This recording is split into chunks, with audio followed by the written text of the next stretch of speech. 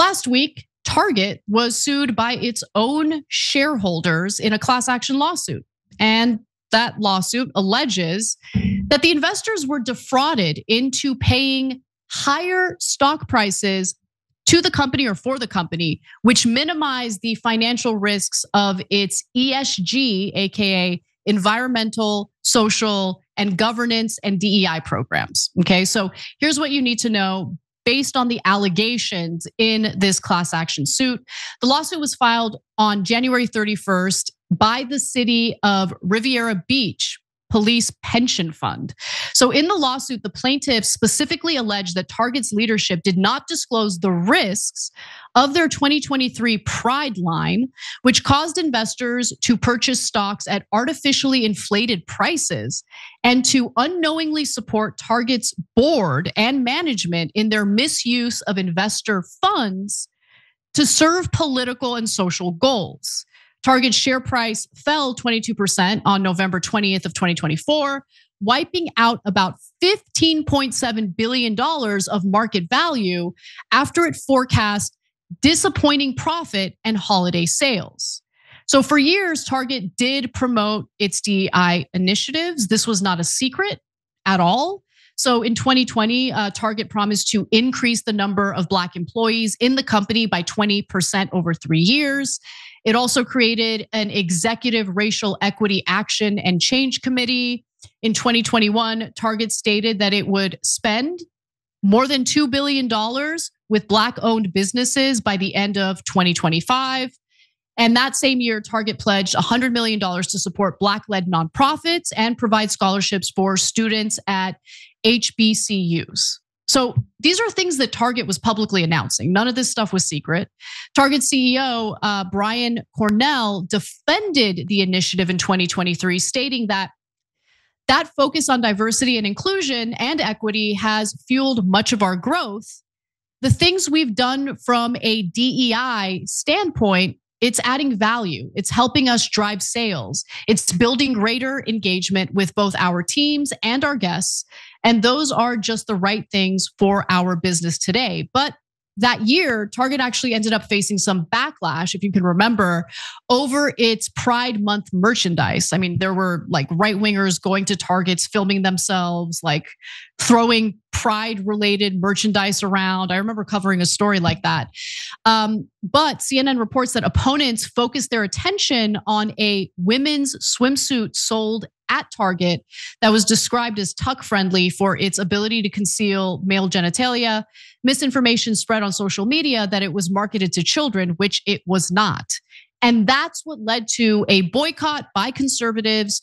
So Target removed some of their pro-Pride items. But that led to even more backlash by some in the LGBTQ community. They got upset about it. They thought Target was caving because, let's keep it real, when they received some conservative backlash, they did cave. They removed some of the items from their stores.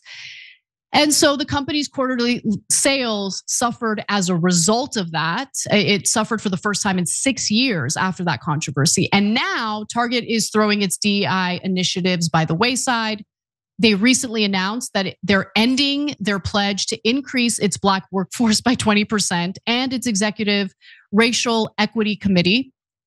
Target said it was further evaluating corporate partnerships and changing its supplier diversity team, focused on bringing in Black-owned and diverse suppliers, to a supplier engagement team working more broadly on including small businesses without specific regard to race. And friend of the show, Nina Turner, has called for a boycott of Target as a result. So I don't think Target is going to improve their sales. This controversy continues. She says, "There's power in our purchase. We should not spend a dime at Target stores. It's not lost on me that Target is headquartered where the George Floyd uprising happened. How quickly they forget and reverse course." So Waz, look, I don't really know what to make of this class action lawsuit. What I do know is that no business engages in anything if they don't think it's going to help their bottom line. When DEI was popular, Target, much like every other corporation, jumped on it to improve sales. And it didn't work out because it turns out DEI became a big controversial issue. And you're not going to make anyone happy. You're not going to make conservatives happy by removing a few items off the shelves. Once you do remove a few items off the shelves, then the left gets really upset and they call for boycotts. I'm actually a little bit happy that a corporation is kind of getting what it deserves for pretending like they care about things like diversity, because they don't. None of these companies cared about diversity. They were just kind of jumping on the bandwagon of something that was trendy or popular. But did they really take action to improve the lives of their workers? Workers who happen to be Black, workers who happen to be diverse? I don't know. I just think that it's all empty branding and it's not really about doing anything effective. Listen, far be it for me to go against, Nina Turner, who I have a deep appreciation for and a love, but I just don't know the efficacy of corporations like Target participating in a program of quote unquote DEI. I don't know what it actually does for everyday Black folks, on the ground. Now, like, I think everybody should have a policy that is, anti to discriminatory practices, whether that be in the workplace and hiring practices, in, how they choose, suppliers and subcontractors, et cetera. Obviously, everybody should be for some anti-discriminatory practices, but again, I just don't know how folks on the ground are affected by Target no longer, selling LGBTQ kind of stuff in the stores and highlighting that in a commercial ad campaign. I just personally have not been convinced that, the revolution will be started or perpetuated by these freaking Fortune 500 companies. I just am not convinced of that. And so I don't know about the efficacy of, look, if people want to boycott Target, by all means, I would never step in front of that. You know what I mean? Like, if you don't feel like their values as a corporation align with yours personally, and you think you should, take your dollars elsewhere and try to invest those dollars locally in terms of the things you purchase or whatever, like, I'm all for that. I just don't know that these folks in, these mega huge corporations are the vehicle by which we bring about the changes we want to see in our society, especially, in terms of making society more equitable for everyone. Yeah, look, these corporations only have one thing in mind, and it's not about morality. These are amoral, entities. All they care about is shareholders, okay? Maximizing profits, because their number one obligation is to return on investment for their shareholders. That's it. And so they thought, the DEI stuff was going to help them with that, but it ended up being a massive controversial issue and it worked against them.